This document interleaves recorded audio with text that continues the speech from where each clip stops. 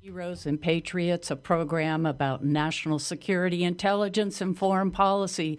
Today is Thursday, December 5th, 2019, and we are streaming live from KMUD Community Radio. I'm Mary Massey, and co-host John Sakowitz won't be with us today on the show. He's on leave of absence.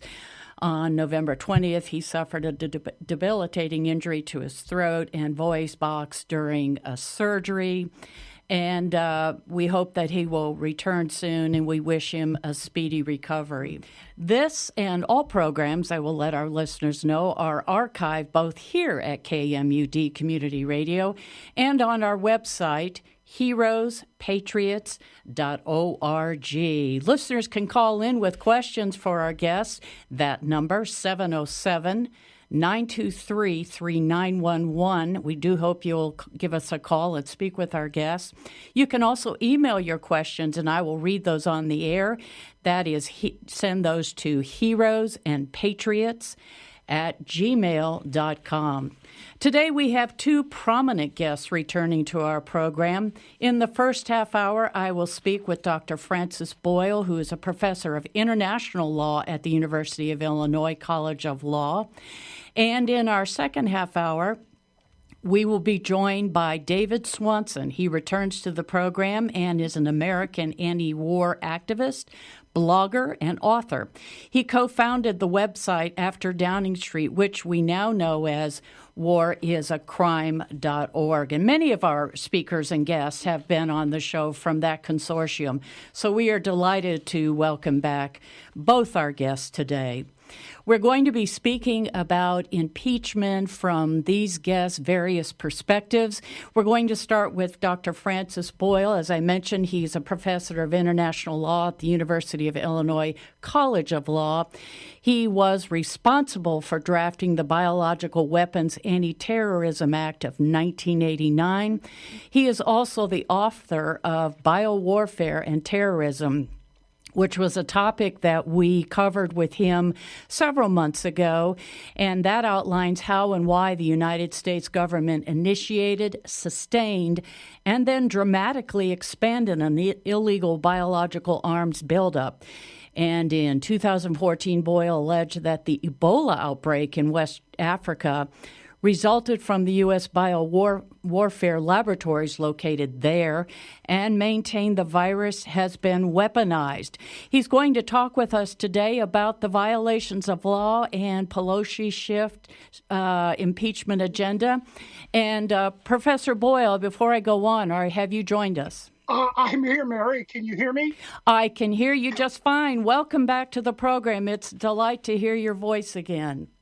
Well, thank you very much for having me on, Mary. My best to your listening audience, and please give my best regards to John and my hopes for a speedy recovery. Well, thank you so much. One of the things that occurred today that we would like to begin our program is that Kentucky Republican Senator Rand Paul has reacted to Representative Devin Nunes accusing House Intelligence Committee Chair Adam Schiff of violating his civil liberties by issuing subpoenas to snoop on his phone records and publishing his findings within the impeachment report.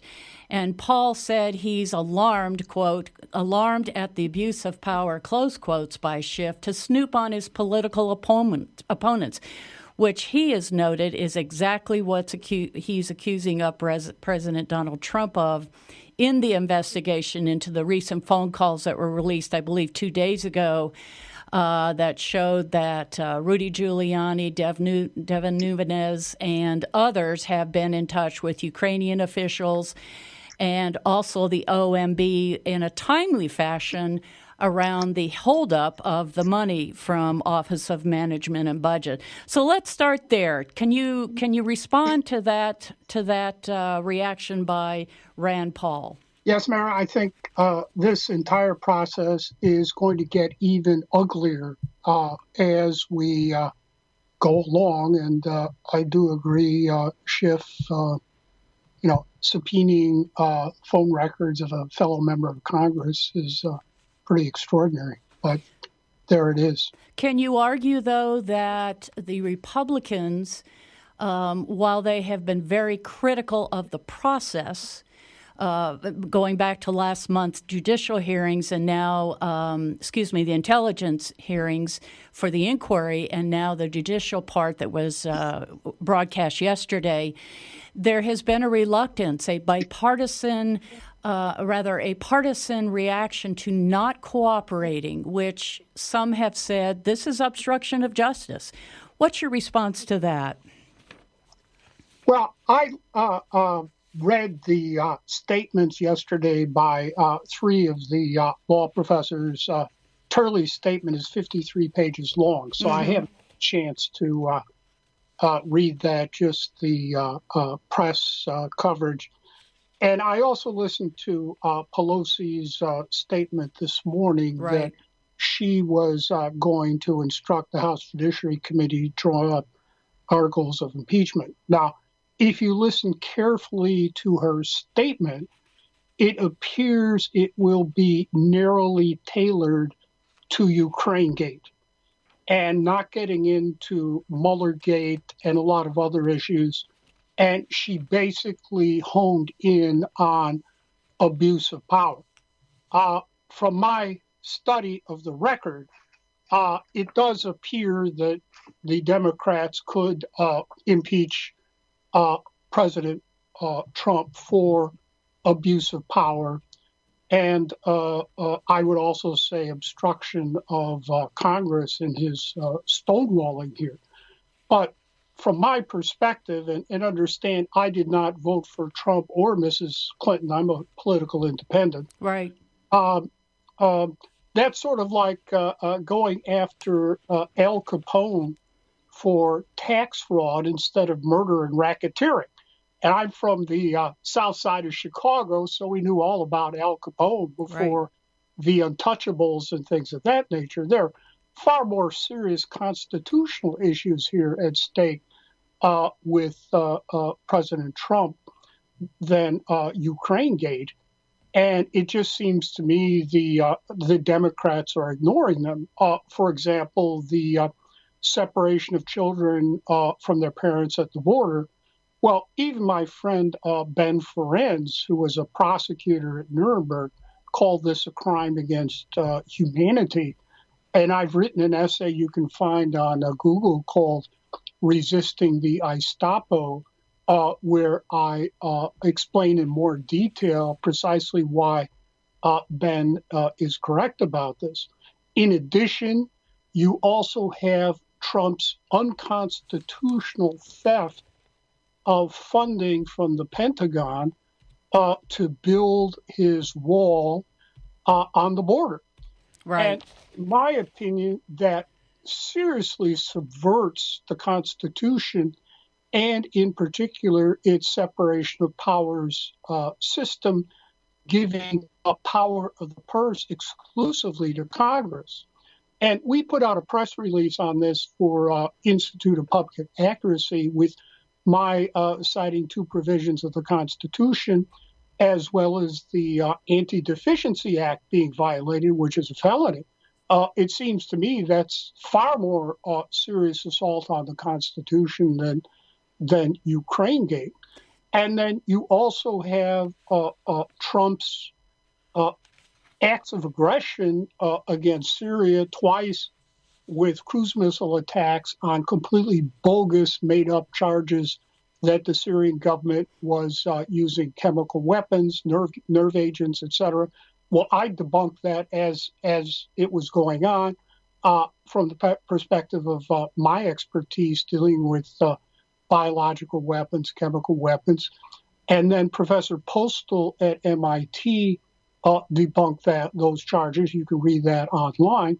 And then finally, the Pulitzer Prize-winning journalist Cy Hirsch debunked both allegations, first in the London Review of Books and then second in a German publication, because apparently no one else would publish it. Well, yes, you have been... Offense is there. And then finally, most recently, we have President Trump pardoning U.S. military personnel for war crimes. And if you have a look at the recent U.S. Army Marine Corps Field Manual of August 2019, it clearly provides that makes him an aider and abetter to these war crimes because he is acquiesced in them. So, we could go through a laundry list of charges here against President Trump, but I believe those are far more serious than Ukraine Gate. Though I do agree that this is an abuse of power. I listened carefully to what Pelosi said this morning. It's a narrowly tailored charge, and I agreed with what she said. Now, you in the past, even prior to President Trump's taking office, you have been involved in other impeachment actions against other presidents because of war crimes. Could you elaborate a little bit on that? Because this seems like what you're saying is an extension of those crimes, and yet no one else was really found themselves in the place that Trump has found himself.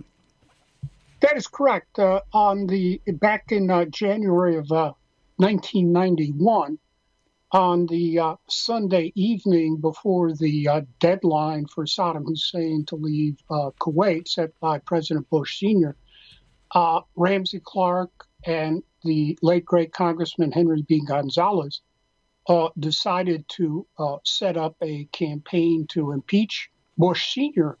in order to prevent this war. And Clark instructed me to draw up the first draft of what later became the Gonzalez impeachment resolution, which I did on Monday morning. We launched our campaign on Tuesday. Regretfully, the war started on, I guess it was Tuesday evening, Wednesday, I think. And then Congressman Gonzalez did introduce his bill of impeachment into the U.S. House of Representatives, and with an hour-long speech in support of it. And I did serve as counsel to Congressman Gonzalez until the Democrats lost control of the House. At that point, Congressman Gonzalez was chair of the House Banking Committee, and he had subpoena powers and a staff and money to pursue this, which he did quite vigorously. The bottom line is, in his memoirs, Bush Sr. said that the reason he stopped and did not go all the way to Baghdad was that he feared impeachment. So we did have an impact there. So he pulled himself back on that. That's correct. So this wasn't, three Don Quixotes tilting at windmills. Likewise, before the start of the Bush Jr. war against Iraq, the late Congressman John Conyers, the ranking member of the House Judiciary Committee, decided to convene an emergency meeting of 40 or so of his top brain trust lawyers for the Democratic National Committee to debate putting in bills of impeachment I had drafted against Bush Jr., Cheney, and Rumsfeld to try to stop this war. And he invited in Ramsey Clark and me to argue in favor of impeachment. And it was about a 2-hour debate among highly skilled, highly trained lawyers. But at the end of the day, what happened is John Podesta, who later ran Clinton's campaign, Mrs. Clinton's campaign, and had been White House Chief of Staff for Bill Clinton, came in and said he was speaking in the name of the Democratic National Committee, and they were against putting in these bills of impeachment. And, again, since because it might hurt whoever their presidential candidate was going to be. Well, this was March of 2003. We had no idea who the candidate was going to be, but I didn't say anything. Again, being a political independent, it was not for me to Right. tell the Democrats how to elect their presidential candidates. But Ramsey's a longtime Democrat, and he spoke to this point. He said, well, we don't know who the candidate's going to be, and it's not going to hurt, and it might help to put these bills in. But prior to what you're addressing, that period of time, we had already gone through the Clinton impeachment, and essentially he was impeached for one lie to Congress for having sex with a woman. You know, you look at that as compared to what you are describing. It's just very. I don't even know what the word is. Well, you're right about that, Mary. In fact, because of this experience, I had to read through the Ken Starr report. They like to dignify it by calling a referral. And understand, I didn't support President Clinton. Okay. Right. But in any event, it was basically a pornographic hit job on a United States president for fellatio and lying about fellatio. Right. Put together by a group of, I think, sick and demented and prudish individuals that would spend 2 years of their lives compiling this report, including Ken Starr, who later was fired by Baylor University as the president because he knew all about rampant sexual abuse by his football team and refused to do anything about it. Wow. And also on Ken Starr's staff was Kavanaugh, who's now on the U.S. Supreme Court. Right. And helped compile this hit job.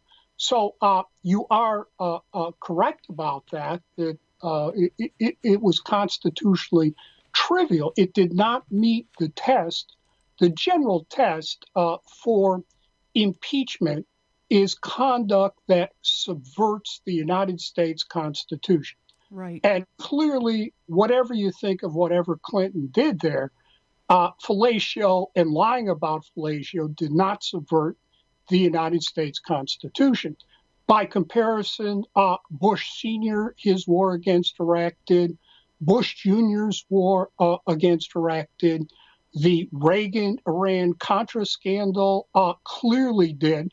And yet the Democrats copped out and decided they were not going to impeach Reagan over that because of his public popularity. Yeah.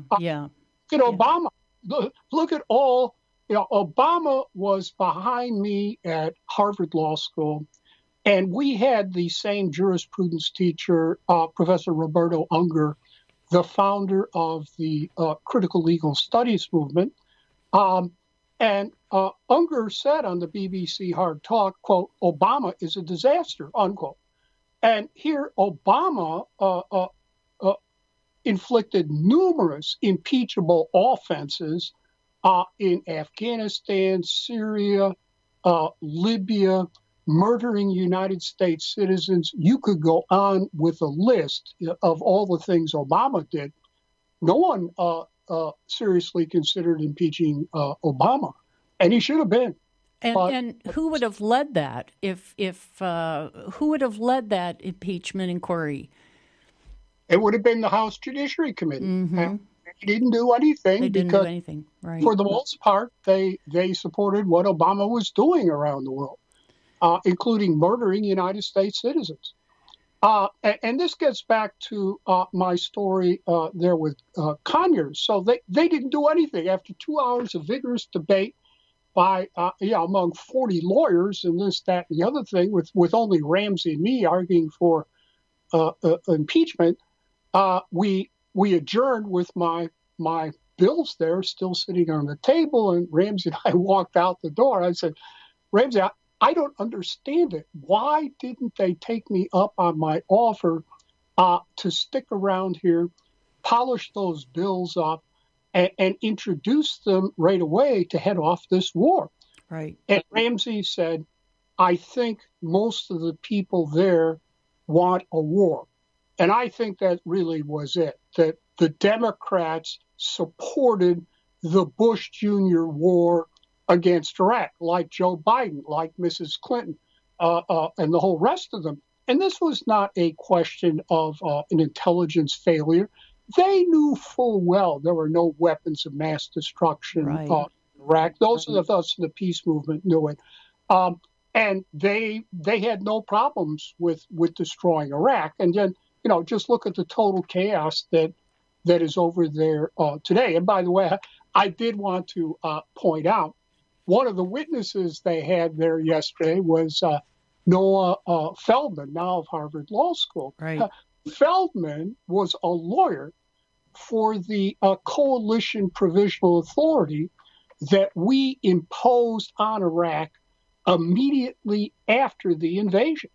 And it was reported that Feldman drew up, he's a diehard neoconservative, and it was reported that Feldman drew up the Constitution that we imposed upon Iraq in violation of the Hague Regulations of 1907, to which we are a party, and a war crime.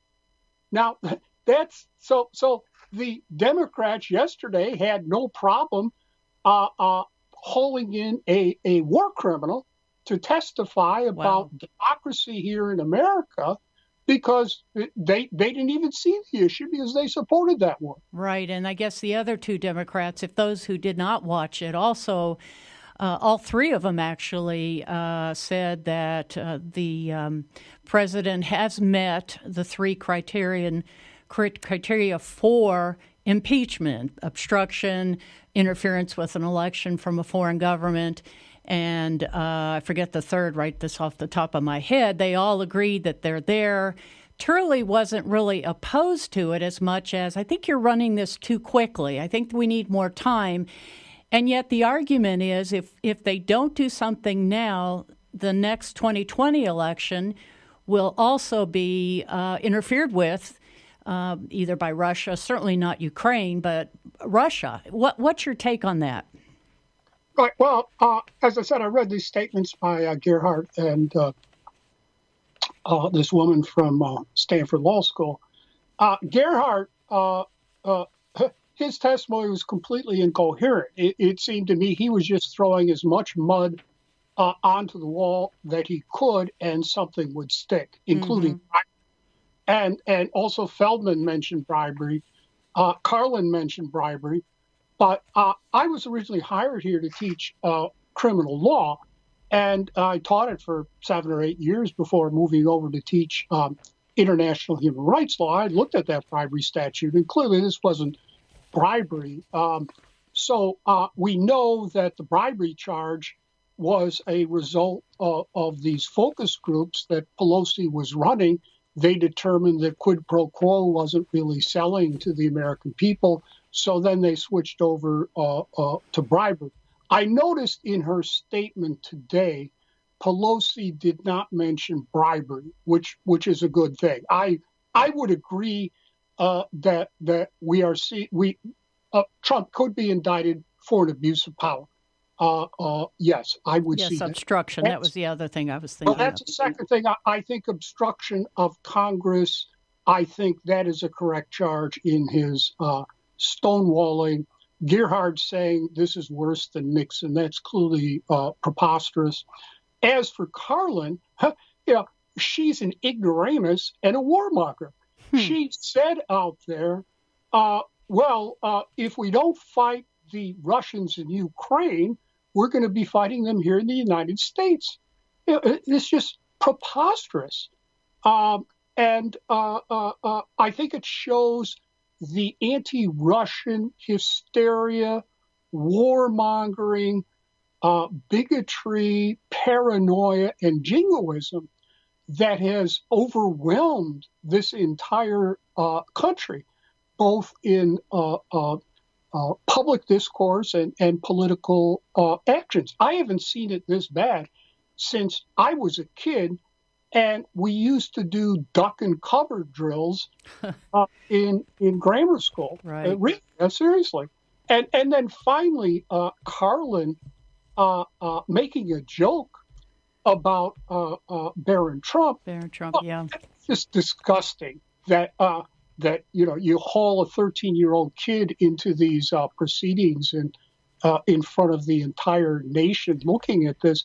And this has happened to me. I remember once giving a public lecture, and my 14-year-old son was sitting in the audience, and some coward and hypocrite who wouldn't talk to me about it went up and complained to my son. It got my son all upset, and it got me upset. So, there's really something wrong there with Carlin, and I don't think her testimony means anything. She's clearly a warmonger and an ignoramus. In fact, we were the ones, the United States, who twice invaded Russia under President Wilson.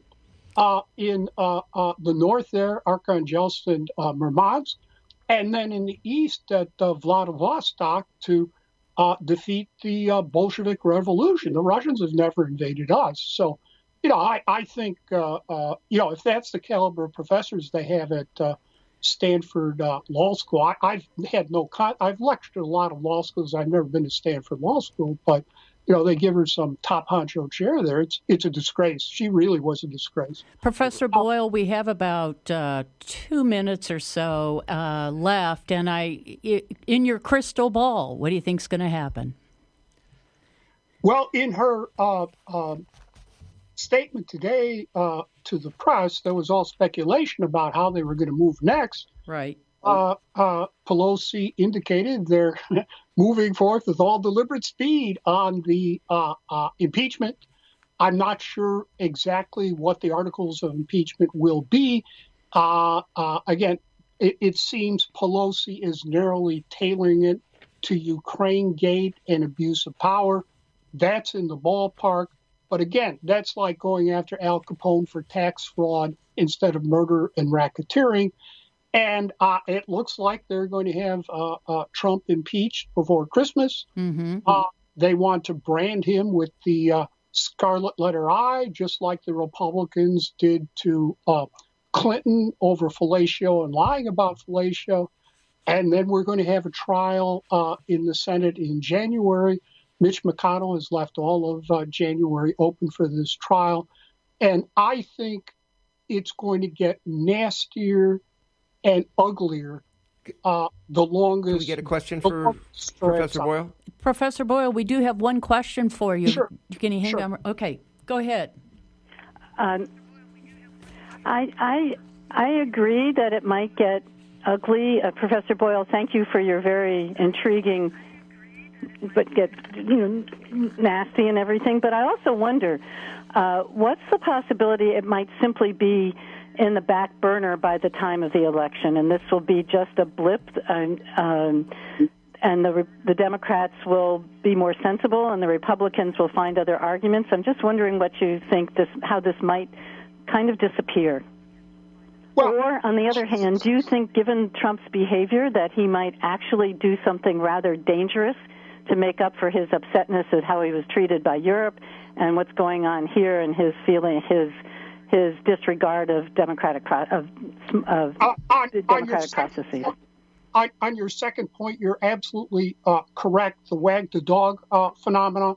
Yes. Whenever there was an adverse development for Bill Clinton on the Monica Lewinsky scandal, he would go off and bomb somewhere. Yeah. And it's a very serious matter. And in fact, I won a case that way when he engaged in that massive bombing campaign of Iraq, which was clearly impeachable, in order to stave off impeachment.